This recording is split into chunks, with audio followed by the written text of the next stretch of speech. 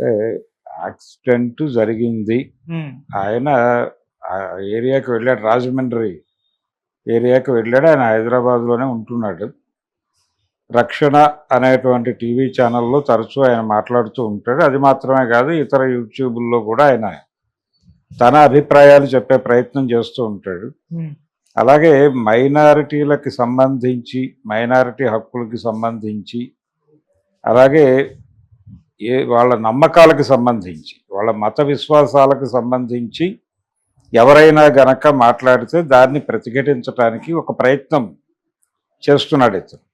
అంటే చాలామంది మౌనంగా సర్లే అని భరించి వెళ్ళిపోతూ ఉంటారు. మనం కొంతమందిని చూస్తూ ఉంటాం. అంటే ఈ హైందవ ధర్మాన్ని, సనాతన ధర్మాన్ని నిలబెట్టే ప్రయత్నంలో ఉన్నామని కొంతమంది చాలా ఎక్స్ట్రీమ్గా మాట్లాడుతున్నటువంటి వాళ్ళని చూస్తున్నాం మనం ఈ మధ్య. హ్మ్. ఒక ఆయన కాషాయాంబరధారి అయి నిలువు ఇవి పెట్టుకుని తిరునామాలు తీర్చి రాధా మనోహర్ దాస్ అనే పేరుతో ఒక ఆయన ఉంటాడు. హ్మ్.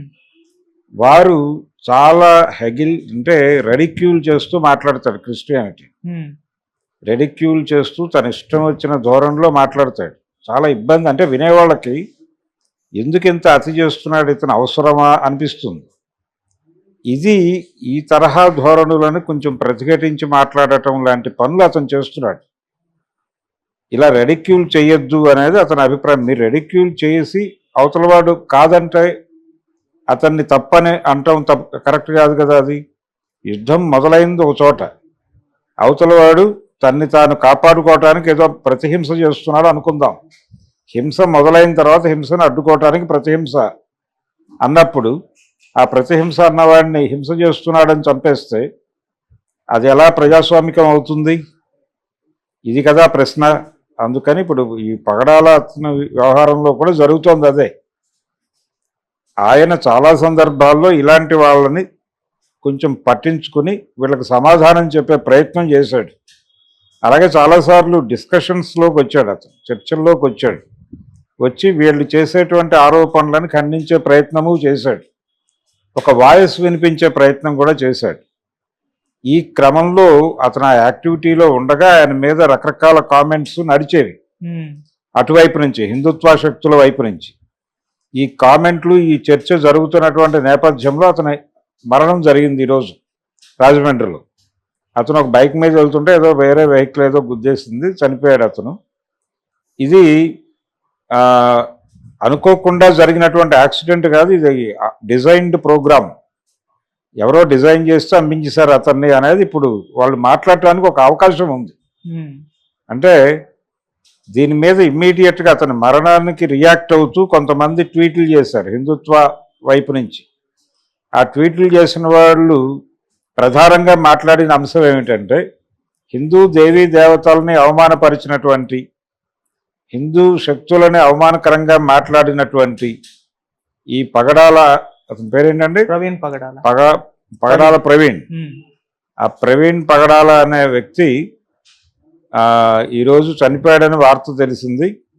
మొత్తానికి ఈ కథ ఇలా ముగిసింది అన్న టైపులో కొంచెం సెలబ్రేటివ్ టోన్లో, ఇలా మాట్లాడిన వాళ్ళ కథలు ఏవైనా ఇలాగే ముగుస్తాయి అన్న టోన్లో, అంటే ఇతనికి తగిన శాస్తి జరిగింది అని చెబుతూ వాళ్ళు సోషల్ మీడియాలో పోస్టులు పెట్టారు హిందుత్వ శక్తుల నుంచి.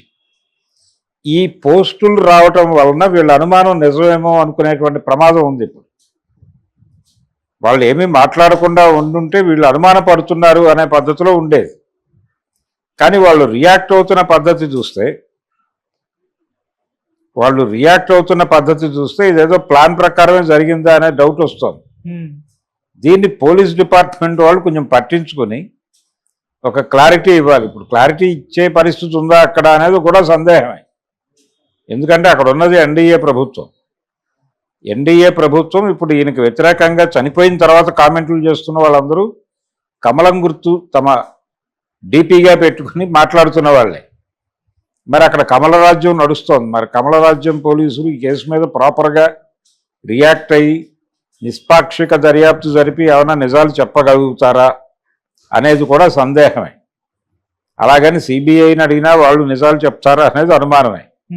ఏది ఏమైనప్పటికీ దీన్ని మీద కొన్ని డౌట్లు అయితే ఉన్నాయి ప్రపంచానికి.